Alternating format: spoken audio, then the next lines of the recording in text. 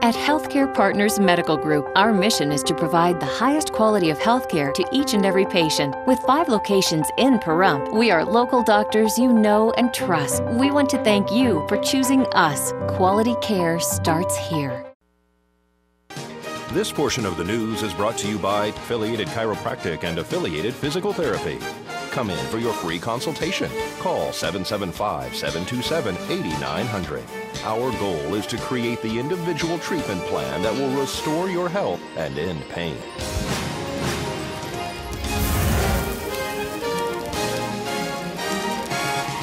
She was a music superstar that sold over 15 million albums and was a successful businesswoman. Jenny Rivera was as big of a star to Latino music as big-name superstars to mainstream entertainment such as Diana Ross or Dolly Parton. On Sunday morning, a private jet the singer and her entourage were flying on went missing 10 minutes after it took off around 3:30 in the morning from Monterrey, Mexico to Toluca, Mexico, a flight that should have only taken 1 hour. Wreckage of that Learjet 25 that Jenny and her entourage, which included her lawyer, publicist, makeup artist, as well as 2 pilots, was believed to have been found with no survivors, something that the U.S. National Transportation Safety Board has confirmed. According to officials, nothing, neither material or human, was recognizable of the wreckage.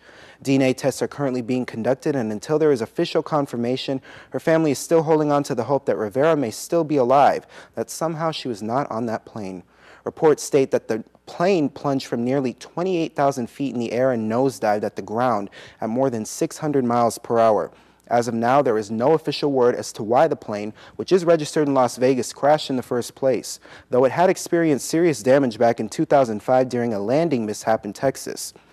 If you did not know who Rivera was before, chances are you would have soon. Just last week, ABC announced that they had signed Rivera to star in an English television sitcom titled Jenny that would have been similar to George Lopez. Sadly, though, that will not happen. 43-year-old Jenny Rivera, who spoke perfect Spanish and English, was born in Long Beach, California, and had a degree in business administration.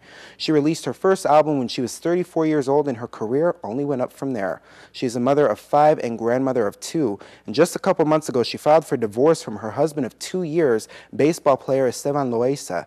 Her first film, Philly Brown, is expected to be released early next year. We will keep you updated on the ongoing investigation into the plane crash and the DNA test results, which are expected to come out soon. Hurricane Sandy has caused so much devastation for our country, and many on the East Coast who were directly affected by it are still struggling to get back on their feet. Now, as with 9/11, Hurricane Katrina, and other past disasters, the nation has come together to help one another, and famous musicians are no exception.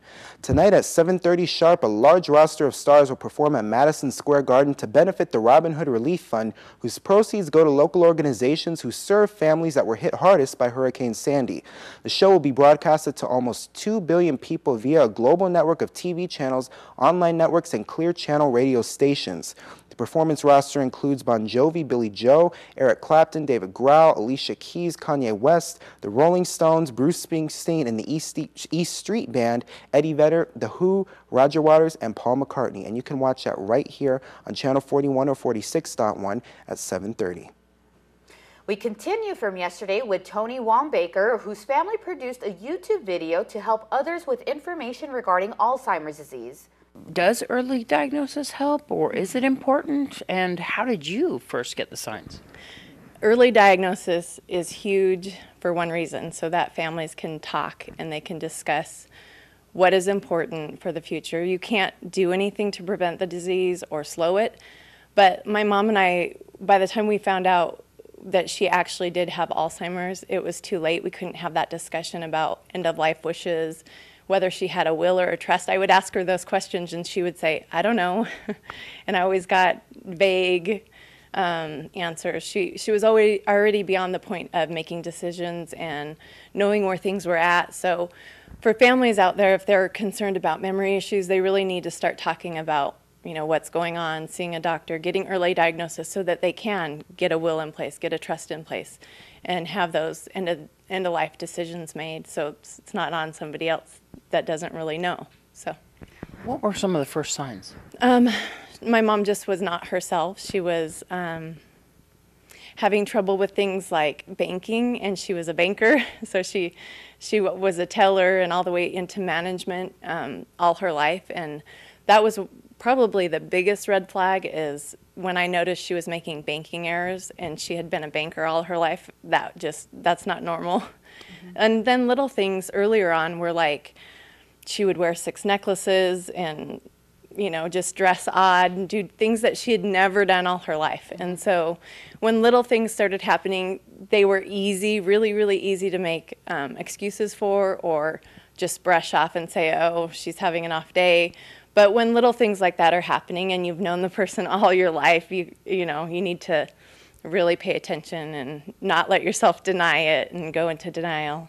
Do you think that there was a comfort in denying that there was issues going on? Oh yeah, very much so. And she was only 63 too. So I think a lot of people think Alzheimer's is for old people, or it's, or it's something that every old person experiences. Every old person experiences memory loss. That's not true. That's a complete myth. Both of my grandmothers are 91 and 92, and they're both, they call me. My grandma that's 92 just used the phone and called me the other day. My mom hasn't been able to dial a phone for 4 years. So simple things that you've known all your life, tying your shoes, dialing the phone, driving a car, cooking, all those little things, you start making errors. Mom would make soup about 4 or 5 years ago and leave like a key ingredient out, the chicken for chicken noodle soup or something. And those things that's not normal, and it's not a normal part of aging. But when we were first concerned about her, she was only 63. And so the first doctor we took her to diagnosed her with depression. And I should have, now looking back, I should have spoke up and said, no, this isn't depression. It's not my mom. And yeah. All right, folks, and I'll have your weather after the break. Please keep it here.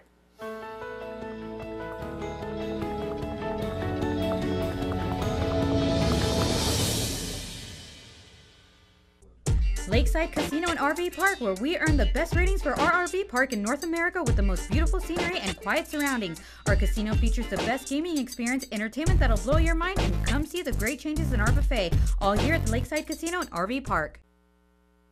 News 46 weather is brought to you by Healthcare Partners Medical Group, with 5 locations in Pahrump. Local doctors and professional staff providing total care from infancy to seniors. News 46 weather is also brought to you by your local dairy farmers. Dairy products are very important in maintaining a healthy body. For more information, you can visit their website at nevadadairycouncil.org.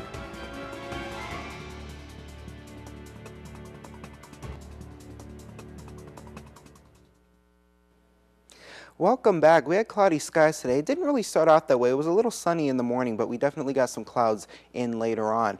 Our high was at 60 degrees with winds coming out of the south at 11 and gusts pretty powerful at up to 24 miles per hour. Humidity or pressure was at 29.75 and our UV index is at 3 moderate. Our humidity now, I was getting ahead of myself there, is at 22% today, and our sunrise was at 6:46 a.m. Record for today was 74 degrees back in 1958. Tonight we are expecting cloudy skies, a low of 35 degrees, with our winds coming out of the south-southwest at 7 and our gusts at 13 miles per hour, so they're still going to be kind of powerful, but not as bad as today. Humidity is at 51% and our sunset will be at was at 4:30 p.m.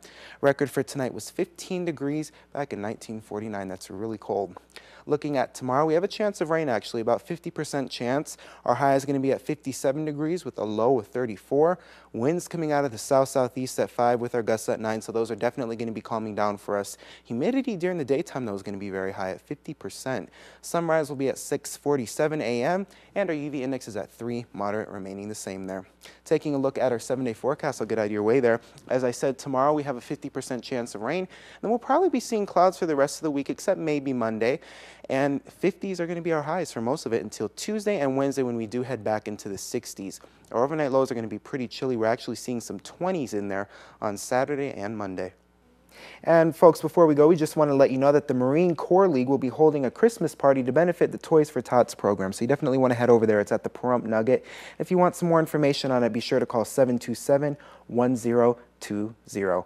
And that's going to do it for this edition of News 46. I'm Zach Fuentes. And I'm Monique Mitchell. Have a great evening, everyone, and we'll see you here again tomorrow night. Good night, Pahrump. Good night.